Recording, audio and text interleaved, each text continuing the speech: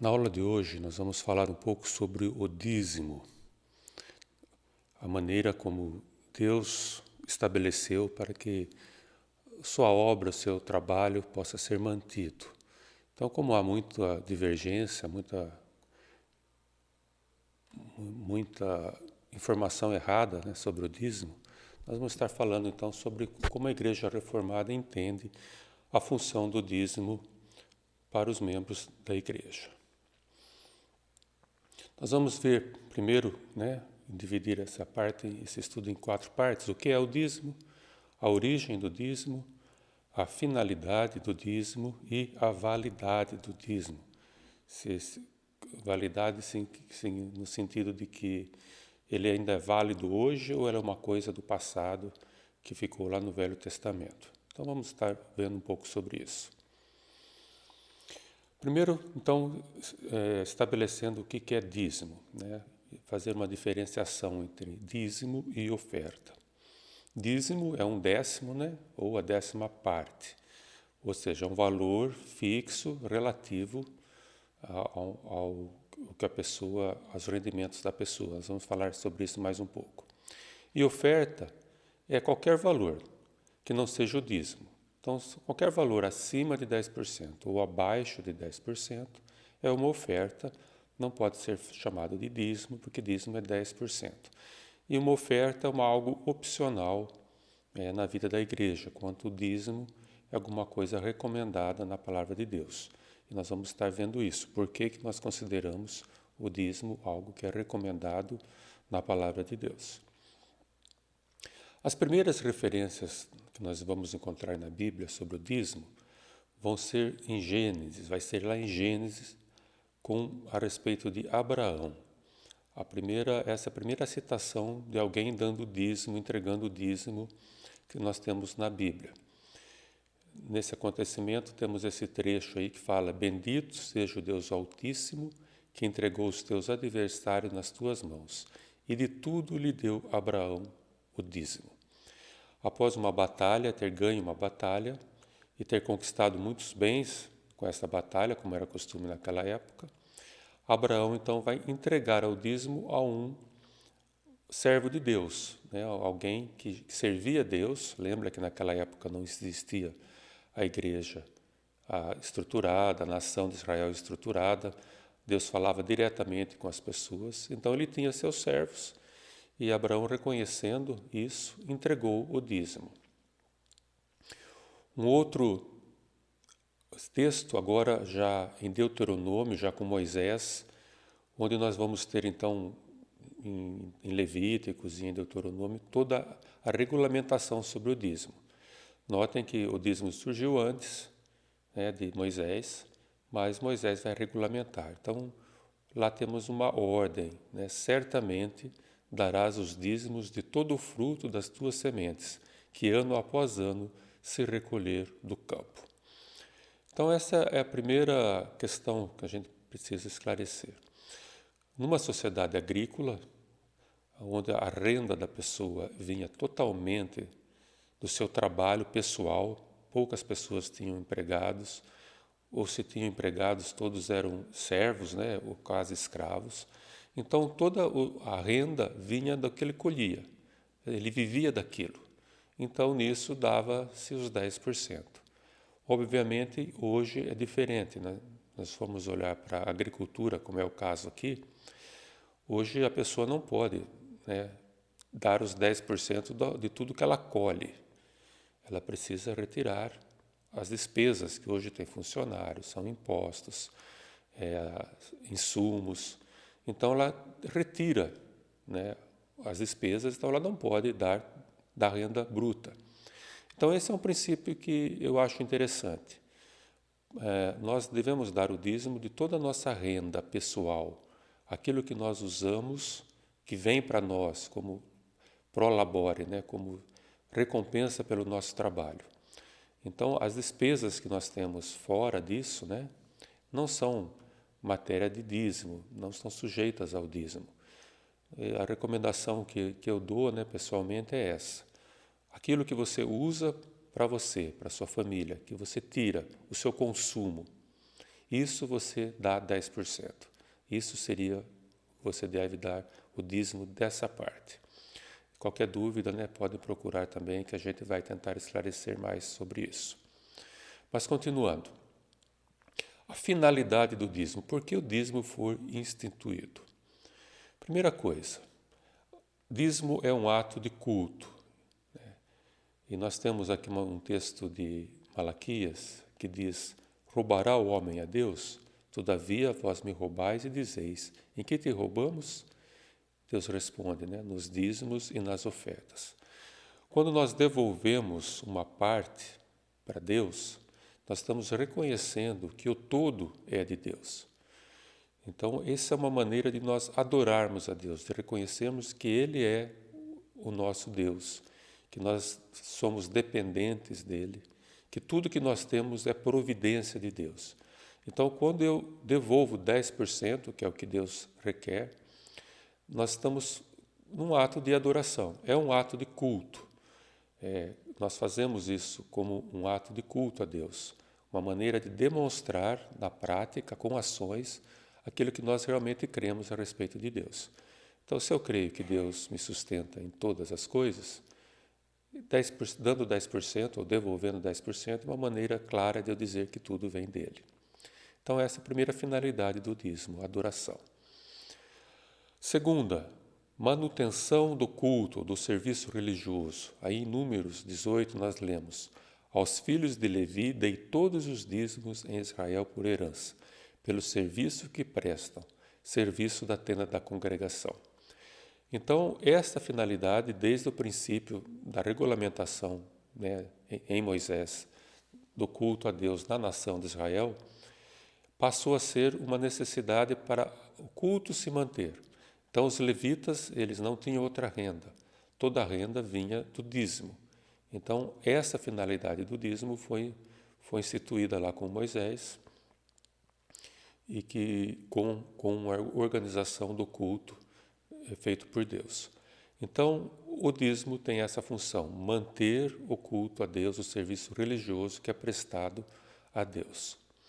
Outra finalidade que parece interessante, né? É interessante, são festividades. Em Deuteronômio 14, nós temos um texto que diz que nós devemos entregar o dízimo lá no templo, né? Como se foi lá em Israel, entregar no templo, para lá no templo nós participarmos juntamente com os outros irmãos que estavam lá naquele culto, naquela festividade, entregando o dízimo, das rendas daquilo. Olha que interessante, Deuteronômio 14. Certamente darás os dízimos de todo o fruto das tuas sementes, que ano após ano se recolher do campo. E perante o Senhor teu Deus, no lugar que escolher para ali fazer habitar o seu nome, ou seja, no templo, comerás o dízimo do teu cereal, do teu vinho, do teu azeite, e os primogênitos das tuas vacas e das tuas ovelhas, para que aprendas a temer o Senhor teu Deus todos os dias. Então, entregava-se o dízimo e a própria pessoa junto com os outros, comiam desse dízimo como uma forma de festividade, né? De estar ali se alegrando diante de Deus. Então, essa era uma das finalidades do dízimo no Antigo Testamento. A próxima, assistência social. Deuteronômio 14. Ao fim de cada 3 anos, tirarás todos os dízimos do fruto do terceiro ano e os recolherás na tua cidade. Então virá o levita, pois não tem parte nem herança contigo. Virá o levita, o estrangeiro, o órfão e a viúva que estão dentro da tua cidade, e comerão e se fartarão, para que o Senhor teu Deus te abençoe em todas as obras que as tuas mãos fizerem. Aí nós vemos então o objetivo de assistência social do dízimo. Note que nesse caso não era entregue no templo, era na própria cidade que a pessoa morava. De cada 3 anos eles juntavam e ofereciam para os necessitados essa oferta, e o que sobrava dela, né, era guardado também e ia sendo distribuído. Então, a assistência social, desde o princípio, né, é uma finalidade do dízimo. Essas, então, são as finalidades do dízimo. A grande questão que é que nós vamos levantar agora, que muitas pessoas indagam, é se o dízimo ainda é válido ou se é uma coisa única do Velho Testamento e agora que nós temos que dar oferta, né? Se a gente quiser, quanto a gente quiser. Então, existem pessoas que pensam assim.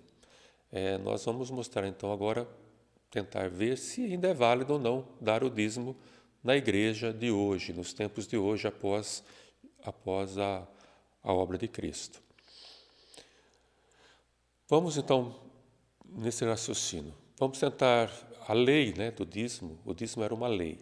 Quando que uma lei perde a validade? Nós temos duas situações em que uma lei deixa de valer. Uma é quando ela é revogada, né? Quando o autor da lei a revoga.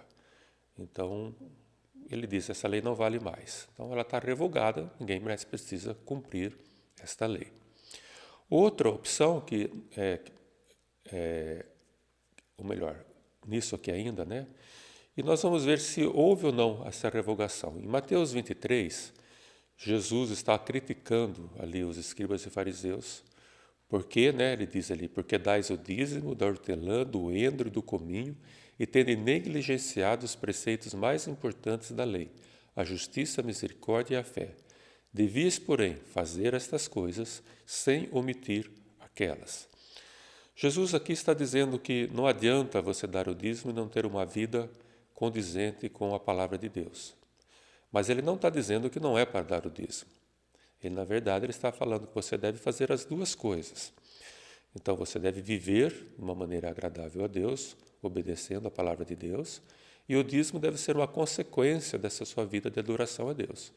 Então, nós vemos que Jesus ratificou essa lei, ele não a revogou, ele ratificou, e na Bíblia nós não vamos encontrar nenhum apóstolo depois de Jesus falando nada a respeito disso, de que o dízimo tem que acabar ou que não vale mais.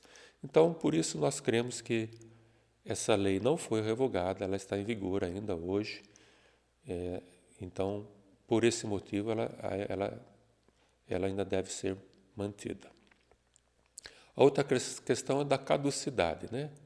Se a causa que a originou não existe mais, então a lei não precisa mais ser cumprida. Existem, principalmente no Brasil, né, muitas leis que são caducas e estão lá sendo cumpridas. O exemplo, por exemplo, assessorista de elevador, né? Era a lei, precisava ter um assessorista. Hoje não tem mais, é tudo automático, né?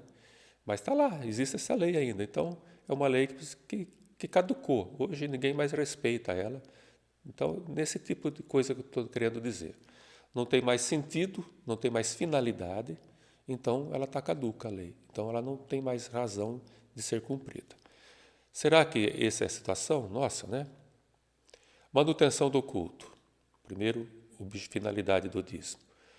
Ainda existem pessoas que trabalham no serviço religioso de forma integral, que precisam do sustento para manter o culto. Ainda tem despesas de manutenção de culto ainda hoje? É claro que sim, né? Então, essa finalidade ainda existe. A segunda, ainda fazemos comemorações na igreja, festas, encontros, onde as pessoas às vezes não pagam nada, né? Com o dinheiro que a igreja recebe, sim, fazemos isso com muita frequência. Às vezes nós ajudamos, mas muitas vezes é totalmente por conta da igreja. E esse é um objetivo da igreja, uma das finalidades da igreja também, a comunhão. Então nós temos despesas, né, de festas, comemorações nossas, que são mantidas pelo dízimo, que é mantida pelo dízimo. Então, por essa questão, isso também ainda está válido. Assistência social, bom, isso é bem evidente, né? Nós temos a junta diaconal na nossa igreja, que faz esse trabalho, mas, além disso, outros trabalhos, às vezes, são necessários na igreja de assistência social, e nós usamos o dízimo. Algumas vezes fazemos ofertas especiais, mas se não houverem ofertas, o dinheiro do dízimo é para isso também. Então, essa finalidade ainda existe. A adoração. Ainda adoramos a Deus, ainda precisamos demonstrar que Deus é quem nos sustenta, ainda precisamos fazer alguma coisa, né, para declarar isso, que tudo vem de Deus. Então, nós precisamos ainda disso. A adoração ainda existe e o dízimo continua sendo uma maneira de nós reforçarmos aquilo que nós cremos a respeito de Deus como nosso Senhor, aquele que nos sustenta. Portanto, todas as causas ainda são necessárias e o dízimo a lei do dízimo não foi revogada. Então, existem as causas e existem a lei valendo. Então, portanto, o dízimo continua sendo a forma de manter as necessidades materiais e espirituais do povo de Deus. Esse é o objetivo do dízimo. Ele não tem outro objetivo. Hoje existe muita coisa errada a respeito do dízimo, mas nós cremos que o dízimo é uma necessidade, que nós devemos dar 10% da nossa renda pessoal para o sustento da igreja, para as festas da igreja, para a assistência social e como forma de adoração ao nosso Deus.